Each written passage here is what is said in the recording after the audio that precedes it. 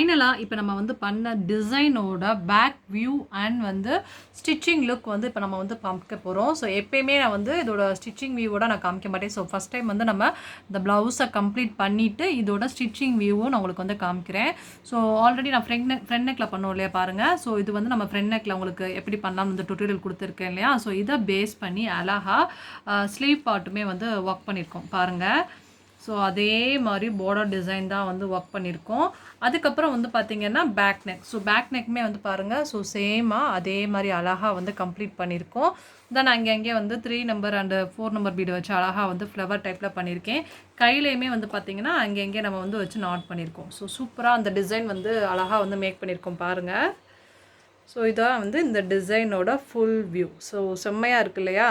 So எப்பயுமே வந்து ஒரு டிசைனுக்கு நம்ம த்ரெட்டு யூஸ் பண்ணும்போது அதோட லுக்கே வந்து நல்லா சூப்பராக இருக்கும். ஸோ கண்டிப்பாக இந்த டிசைன் வந்து உங்களுக்கு ரொம்ப பிடிச்சிருக்கும் அப்படின்னு நினைக்கிறேன். இங்கே பாருங்கள்.